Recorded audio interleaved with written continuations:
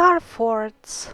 Hundreds of these beautiful buildings and earthworks adorn our planet like jewelry. Mainstream historians assure us that this peculiar shape evolved to cover dead zones for shooters supposedly defending their fort. They are telling us the story that first the towers were around, but the shooters had dead zones, and when they wanted to shoot at the enemy there, they would be exposed, but when they made those towers pointed, those dead zones were eliminated. There is no doubt that indeed battles were fought in these forts. But that doesn't mean that the star design itself evolved exactly for military purposes only. It doesn't mean that it evolved for military purposes mainly as well. It is possible, and as we're gonna see, even probable, that these buildings had different purpose originally. After all, most of them were built maybe on older bases, but built in the era when gunpowder was available, and usually when you siege a fort, large cannons would be used, and they would tear the walls of the forts regardless in which angle they faced them. That is how battles were fought at that time, with large cannons that would demolish your fort no matter at what angles are the towers and are they pointed or not. Historians also try to assure us that the star forts were first invented in Italy in the 15th century. Well, strange. One would think that historians would like to read books and base their claims on uh, books and facts, but it is not so, because there is a mention in the Russian old references that a certain fort was built on the remains of an existing structure. In reality, we know amazingly little about the true history of the star forts. Indeed, I was even doubting should I make this episode or not, because I will just place many more questions and give very few answers. It seems some of the earthworks that I call old earth ruins do have some strange pointed elements again that we don't understand what's their purpose, and maybe those elements have the same purpose in Starfort. Now some of those earthworks are absolutely gigantic. Look at this one, it just dominates the landscape. The road looks dwarfish next to it. This one is from America. Now this one in Russian it's called Velikaya Zavolskaya Stena and is some 2,500 kilometers long. Even the official history says we don't know who and when built this, because they find over there artifacts dating from all years, including the most primitive ones. And on the top of that, in some textbooks, they still write it was it was built by this or that Russian ruler, and there is even a document. There was so many workers doing it. And but what they don't mention about this document, which is not a secret, anybody can read it, is that it is clearly said that these workers were repairing the old structure. They were not creating it. And anyway, it is utterly impossible for just a handful of people to dig this thing manually 2,500 kilometers. And then they say, oh, then the primitive Slavic people could have built it.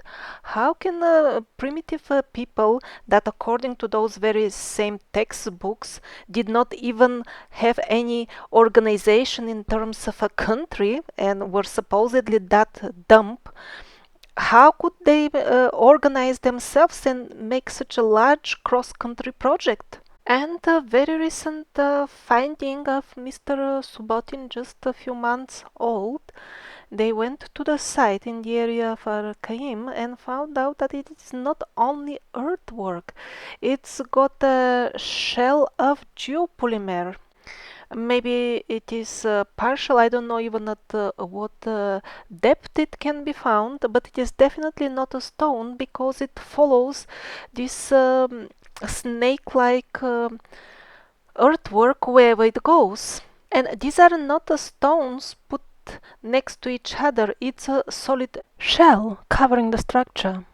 And this photograph I also found, um, it, uh, it is supposedly again from a site of such a earthwork, long one. There was no information at which location exactly is the photo taken, but it resembles so much the picture you see at the Bosnian pyramid, where, by the way, when we hear the latest news, they tested the hardness of the geopolymer there, and it is more than the most advanced high-tech cements we are starting to develop nowadays. This is a mini star fort, maybe connected to one of these long structures. And this is how the simple variations of the star forts appear on the old maps. I don't think this has to do, this can make any difference in any sort of defense or shooting. It would make much more sense if it is connected to some sort of sacred geometry or to some technological energy work, for example, because if you remember the episode about the Viborg Bay megaliths near St. Petersburg, there was one place where the compass was going crazy. Well, exactly at that place, that pointed corner of the building was sticking out. Unfortunately, whatever was there is in such a poor shape that we cannot even understand was it a star fort originally or what. But even in the current preserved star forts, some people have been measuring. That is one of the articles that disappeared during the numerous reinstallations of a brand new computer that I had to do while desperately trying to make this Survivor series. And I mean complete reinstallations of the operating system without being allowed to transfer my old data. So I'm not sure what exactly instruments were they using. Was it just a compass? But I think something else. And definitely they were detecting some sort of energy changes at the pointed rays of a star fort. And currently, the hypothesis most sincere researchers tend to stick to is that actually these were power stations, or at least many of them, maybe not all. All these cities built in identical style, now misleadingly called neoclassical, they all have very similar designs, so we'll see more on this in next episode, but this could have been their power station. Now this is an old map of Sydney, and on the very corner we see a battery. Well, I don't know. Why would they build such a small fort at such a location? Well, they must have been defending themselves from the onslaughts of the armies of goblins coming to attack Sydney from Antarctica. I don't know what else to suggest based on the location and the historic period that it was supposedly built in. And here, the rays of the small star fort that is on the boundary of the bigger one, the rays are pointing inwards. The question is, where are the enemies? Looking at the layouts of many star forts, one starts seriously doubting their defense purpose. In this case, where are the enemies? You leave your defense circle completely opened at one point, and on the other side you put a few rows of these pointed angles. Here the same, the pointers are towards the center of the next fort. Where are the enemies? Or in cases like this is absolutely useless for any defense.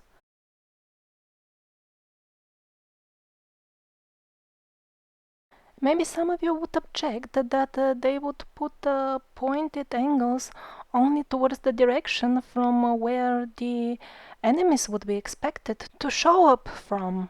But it doesn't work like this as well. For example, Belgium and Netherlands are full of such star forts, and in many cases just one of the sides is barbed with these sharp angles, the rest is completely exposed, and very often these pointed angles point towards the inside of the country and not um, to the direction from where supposedly the enemies were coming. Or look at this layout, it's some sort of jewelry decoration, or I don't know what, but I mean, this hanging pendulous, I really don't see how they would have helped you fighting your enemy. Or those isolated angles that are not even connected to the fort. What, you send there your shooters that you don't want to see alive again?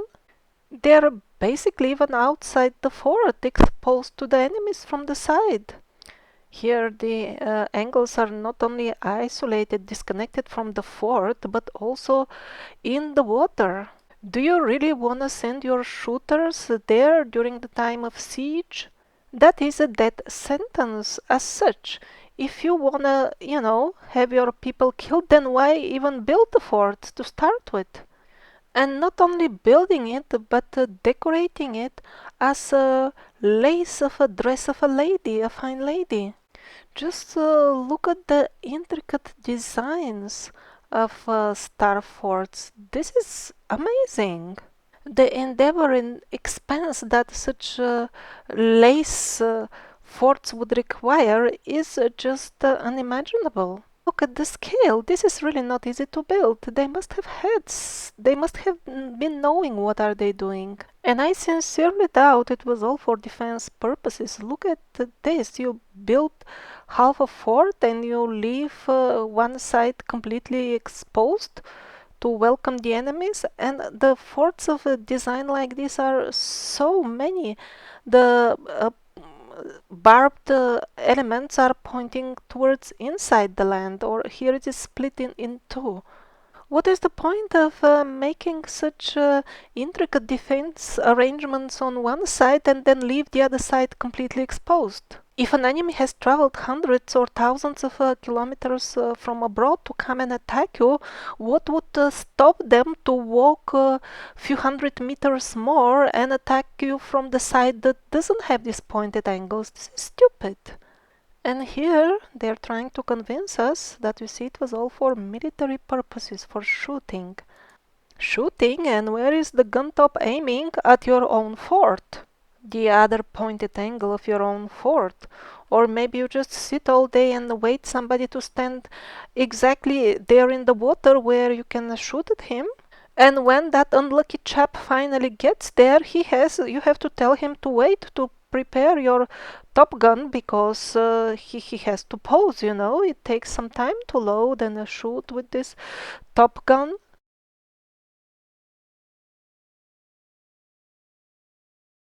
And absolutely identical star forts are all over the world.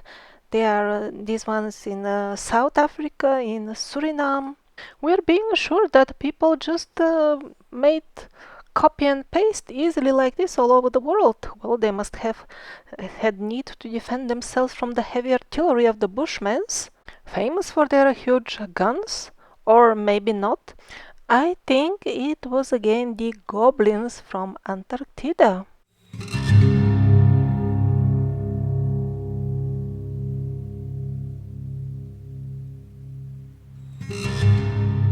All this story about the defense function not very much confirmed by the old illustrations. You see the actual really walls defending this city. They they are built on the top of the around the star fort. The actual people are not in the fort. Indeed, in too many cases, these forts are just so small that there is nothing, even you can't put anything inside to defend anyway. Japan has got its own star forts, and they are really exactly like those you find all over the world. And they are not isolated cases of survivor style architecture over there.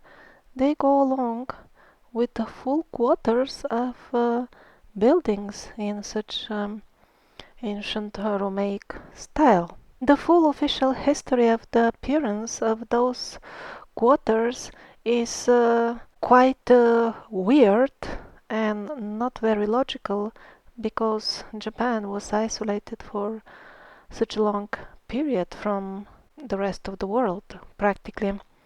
And in the episode about Japan, you can find more details why they all appear quite out of place in Japan if the official history really happened. But if the star forts had a function different from defense, what would that be? Why, instead of top guns, on the old images we see strange objects sticking out and beautiful garden landscaping? And why always these round metal balls in central position, resembling high-tech devices for atmospheric electricity or something of that sort? And what about the strange garden decoration? It turns out those could be chimneys. Has this old image caught them functioning with the smoke coming out from the top? Or maybe the ball on the top is producing the smoke or these energy waves in some other fashion. We can't make any conclusions for now, but some of these strange sticking objects have survived indeed. They're just not the imagination of the medieval artist. This is how they look in reality. And all these balls, they always tend to stand on prominent places. Are they really only decoration elements?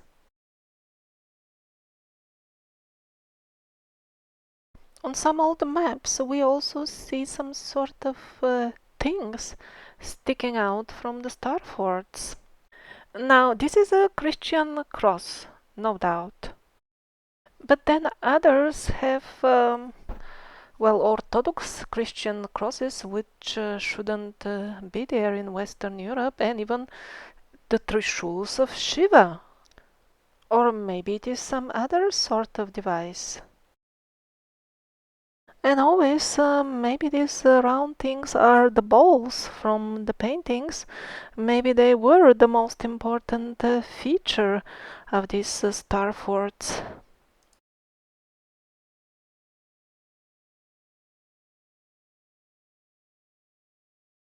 Now, apparently at this stage, we're just at the very dawn of trying to find out what are the star forts all about.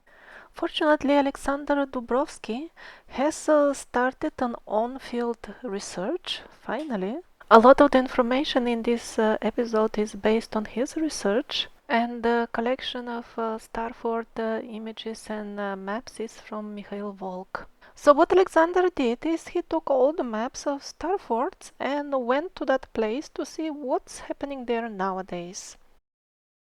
This is what is regularly happening to star forts. I'm sure that the penguins in black suits will assure me that a meteorite or something has fallen at that location with a radius over 1 kilometer, and this must have happened in recent times. And surprisingly enough, nothing like this has been recording. And surprisingly enough, these meteorites are so intelligent to the point that they have hobbies of their own. And one of those hobbies is to fall on sites that are in survivor style architecture. What Alexander found during his on-field research is a systematic ongoing attempt to destroy and demolish star forts. But not all of them, only those who maybe have still some equipment left that would maybe help people to guess their actual original purpose. Maybe you remember this example from previous episodes. This is what Dnepropetrovsk used to be with its own star fort. This is how it looks nowadays, and this has happened very recently because that map is not at all old. And of course there is no mention anywhere of a meteorite or anything else falling there. Then what about this huge crater? These are the two images overlapping, proving that the map of Dnepropetrovsk doesn't reflect some other, the old map doesn't reflect some other spot in the city, but exactly this one. Another similar example is the Kudak Star Fort. This is what it used to be. And then some years after we see a completely different image. By chance, the Earth starts, disintegrating exactly there. And this is how this disintegration has progressed till nowadays. Only two of the pointed angles exist in the form of slight hints. This is at the exact very same location. Well, at least here we know what happened. They decided to make a stone quarry for granite exactly at that location, just a few short meters from the river. And it didn't cross the head of any of those engineers that the water will just flood the quarry that is underground. Well, they dug some 40 meters deep to the water level and 40 meters even below water level, and after that they abandoned the quarry due to flooding. There is plenty of granite all over the place. Why didn't they make a quarry at a proper location, not one that is in danger of flooding? Were they really quarrying stone or just extracting old equipment? City of Samara. Life is full of strange coincidences, isn't it? They made a granite quarry exactly at the very spot in the center of the star fort that existed here in the past.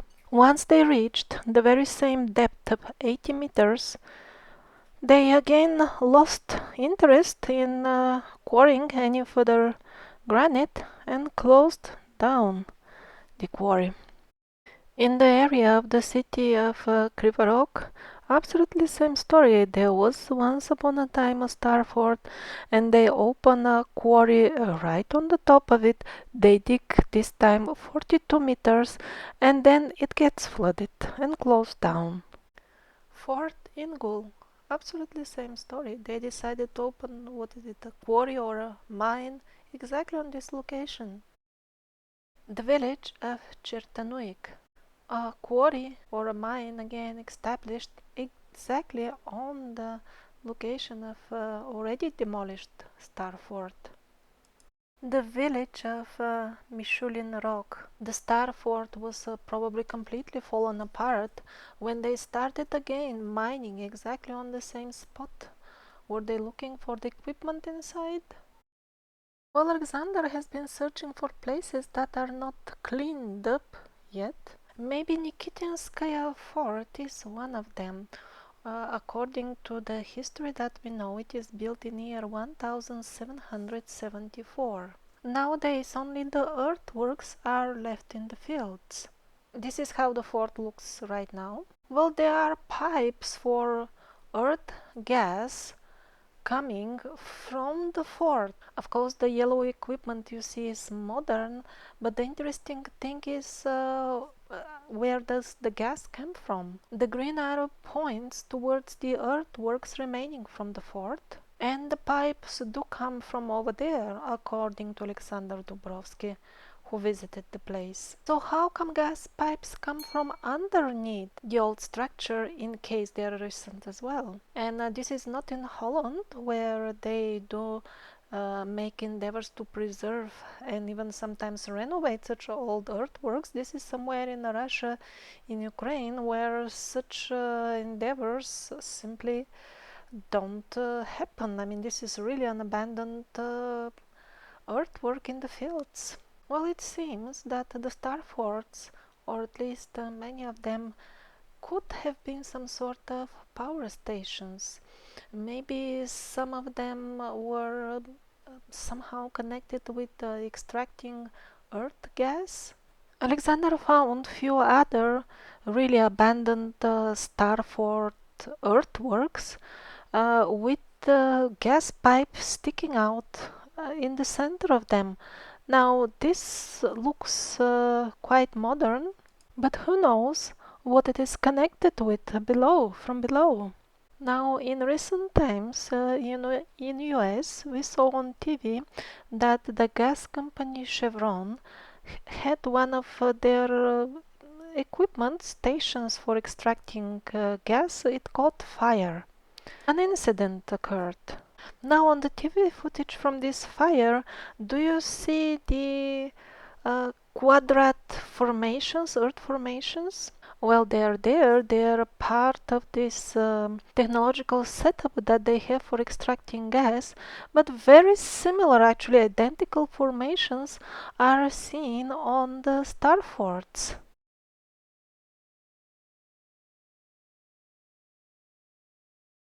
Star forts seem to be very intimately connected with water. They love water.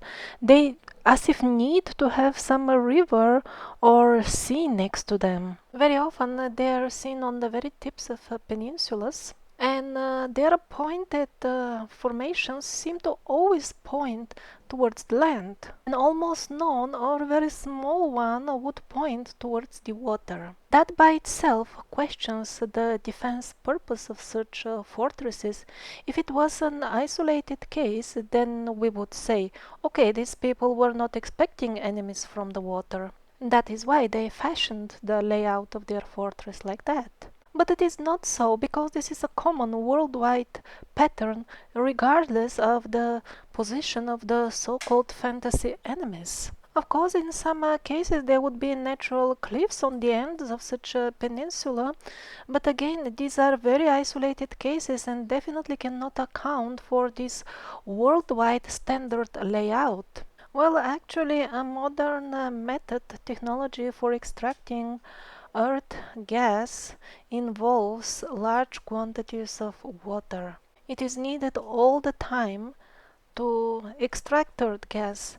Well, maybe they were using the same technology in the star forts. Who knows? At this point, this is only a hypothesis again. It is too early to take it as an established, confirmed theory. But it is an option. Maybe those so-called neoclassical cities all over the world with buildings and structures that we cannot replicate nowadays, and that, by the way, fall apart and deteriorate much slower than our buildings. When we repair them, then our repairs fall apart faster than the original parts of the building that stay for we don't know how many hundreds of years. So maybe these nice cities, the cities of the last wave of the survivor culture, maybe that's how they were powered, by these star forts. And here is a star fort buried under the thick earth layers. These are mountains on the top of it. It shouldn't be that way if the official fairy tales that they are telling us about the star forts are true. An event of the magnitude of what we tend to call the Great Flood could have caused such a gigantic shift of land masses. There is nothing like this in the story of this area. Officially, these are thick earth layers, very, very old. And yet they are telling us that star forts were invented in Italy just a couple of centuries ago. Well, again and again, their own stories don't match with each other. Some star forts still have tunnels underneath them. The stonework is, of course, much better preserved over there than on the surface, where it doesn't even exist in many cases anymore.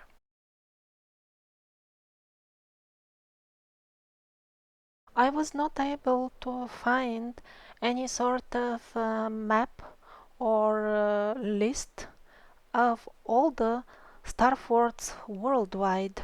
The list offered by Wikipedia is very much incomplete. And in our age of high-tech, web design technologies, nobody has bothered to make a worldwide map of them. Or maybe such a map would make the mainstream historians somewhat uncomfortable, because people may start asking, how could people build such forts that as if came from the design of a single engineer? They are so much similar all over the world. even in the smallest details. For example, the small watch towers at the tip of this pointed rays of the star. This is another collection of star forts found on a website. Again, it is very much incomplete. And again, I observe the same pattern as with the so-called Roman aqueducts, for example, or the Roman amphitheaters. Tons of so-called scientific research, and always so theoretical and assuring us about things that we always somehow cannot verify. But when it comes to a comprehensive list or a map of the actual archaeological sites and proper documentation and information about them, scarce, unorganized, or utterly missing. All I can say is that it is easy to click copy and paste and in this way manufacture endless thick volumes of so-called scientific work, but it is not that easy to click copy and paste entire gigantic fortresses, many of them by the way seriously megalithic. Now let's see some star forts from around the world. Uzbekistan 3, Uruguay, Afghanistan, South Africa 2, Brazil 6,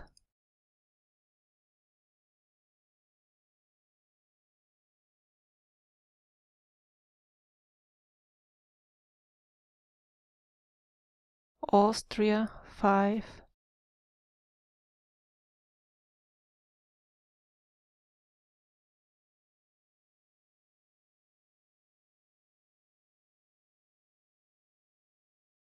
Slovenia 1, Turkey 11. The rest of this episode will be just a review of a collection of some of the star forts from all around the world. So many have disappeared, but yet many are still here for us.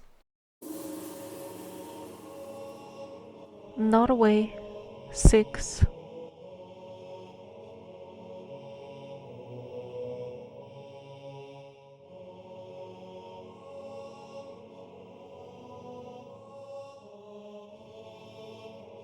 Armenia 1, Mauritius 4,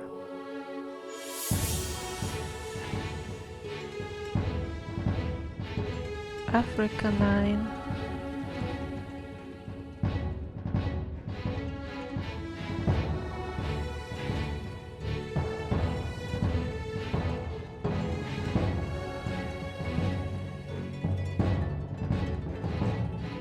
Latin America 27,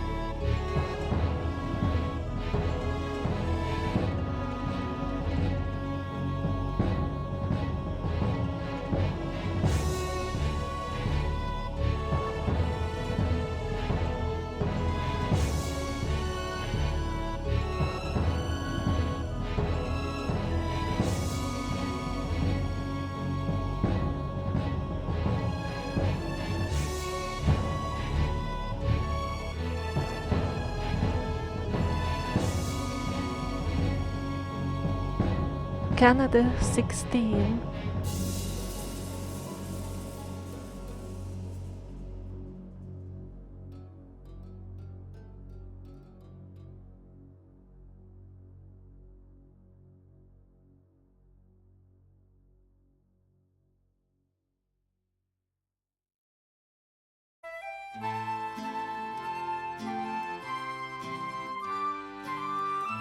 USA 48,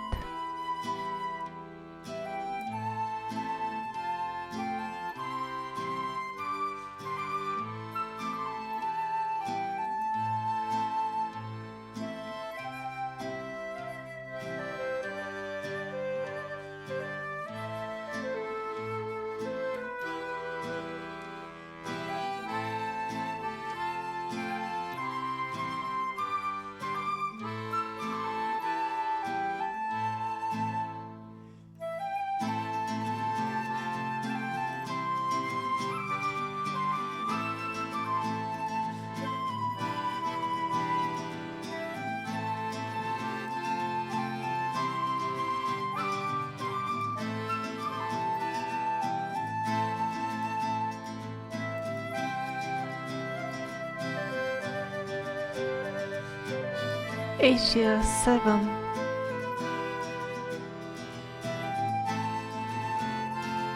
Indonesia, that was Japan, Macau, Manila, that's in the Philippines, Taiwan,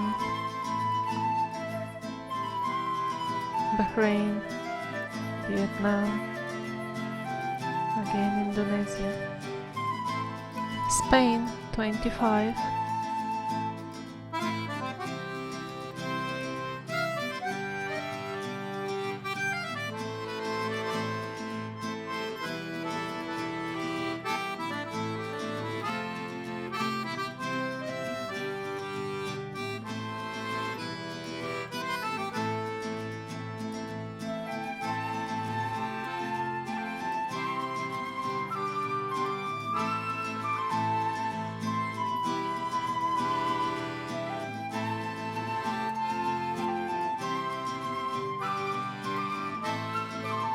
Kazakhstan 10 of them,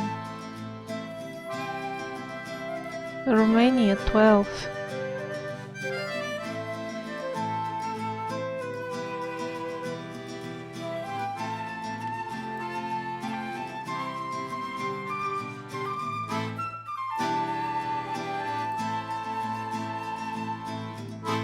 in Bucharest they have only 6 in one city.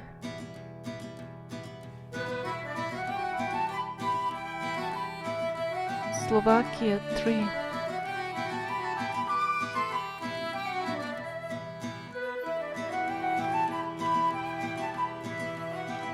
India 10,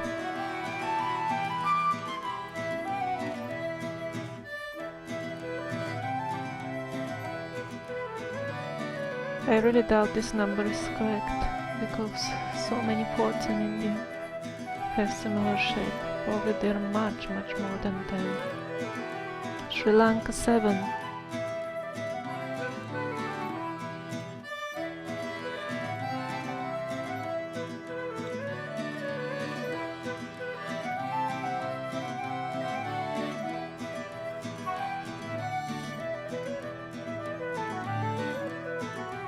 Horvatia Dubrovnik 6,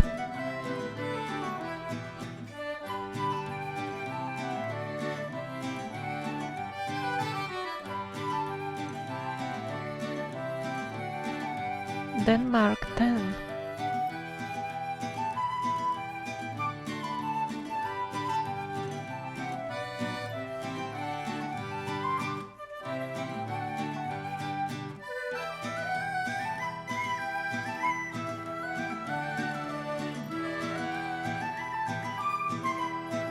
Portugal 57,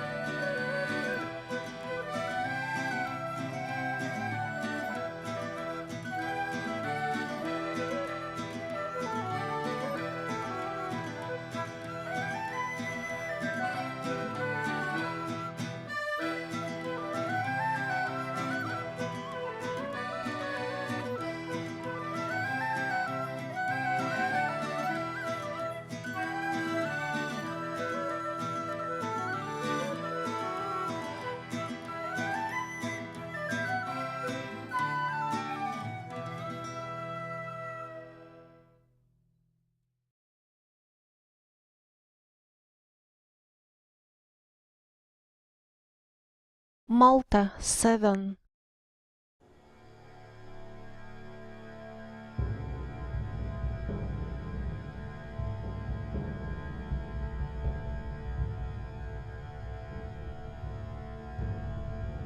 Great Britain 22,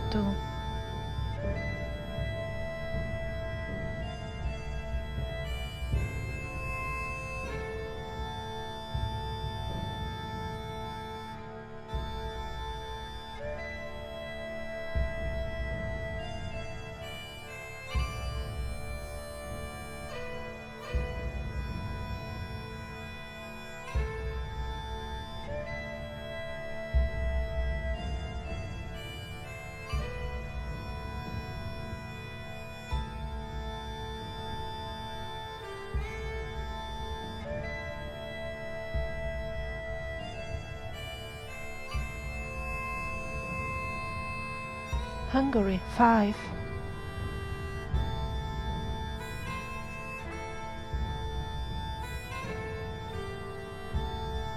Greece 9,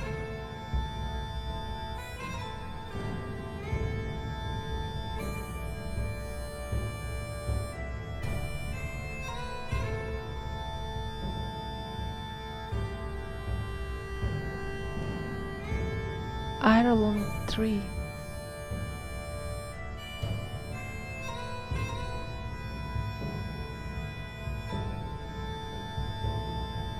Finland 9,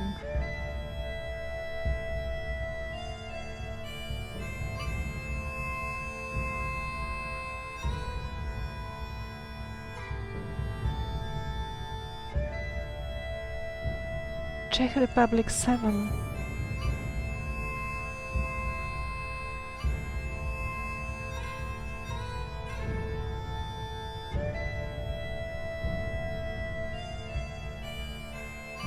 Serbia 3,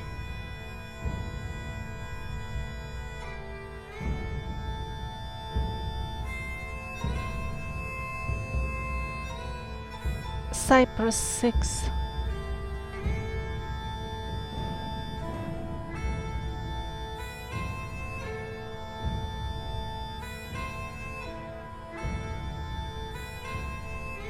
Sweden 10,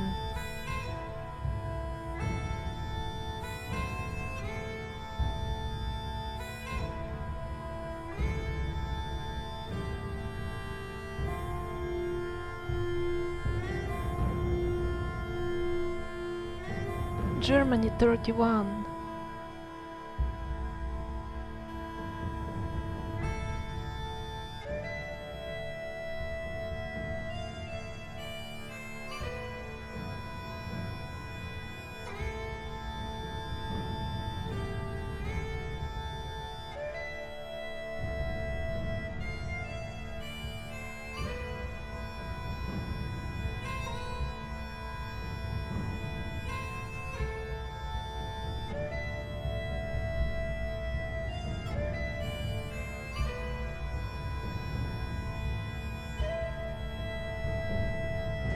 Baltic region 13, this one is from Latvia, again, Litva, Estonia,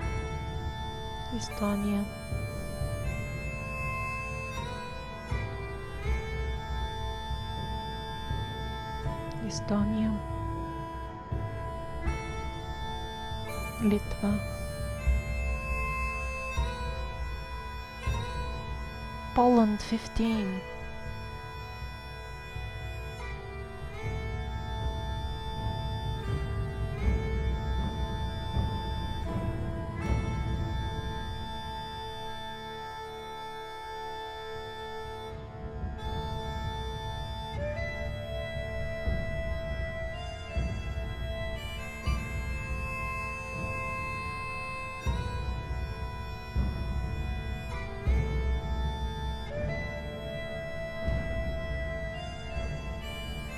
France 119,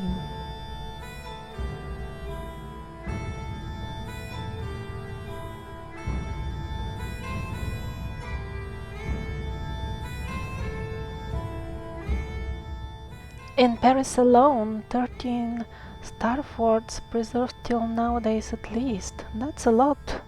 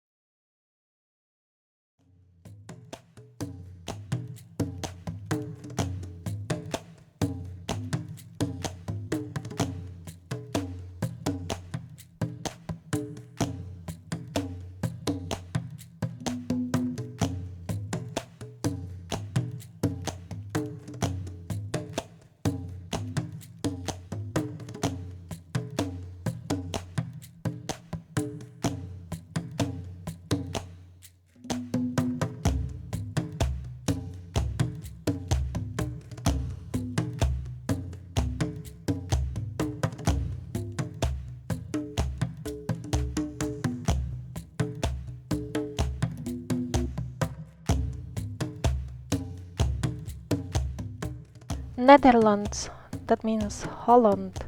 90 of them. That's a lot for a not very big country.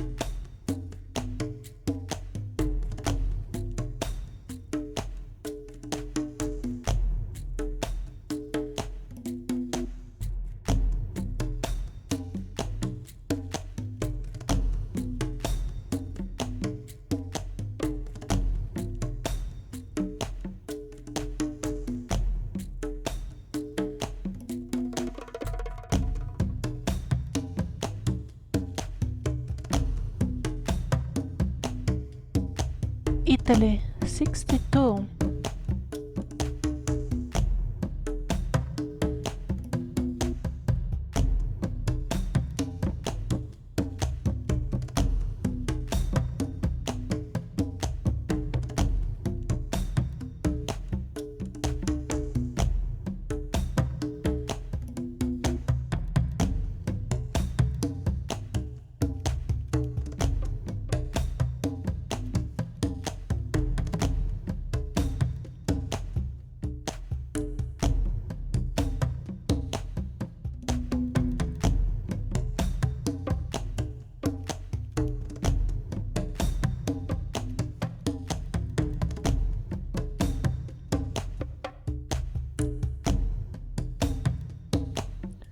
Belgium, 32.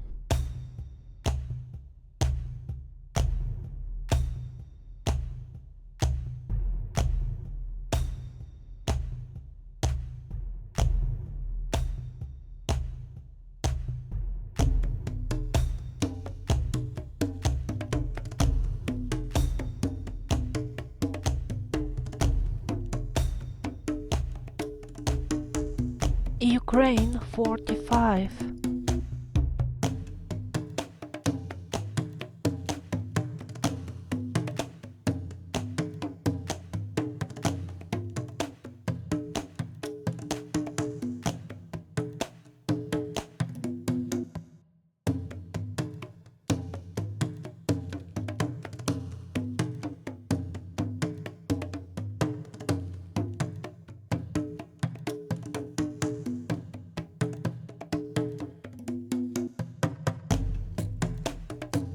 Belarus, 8.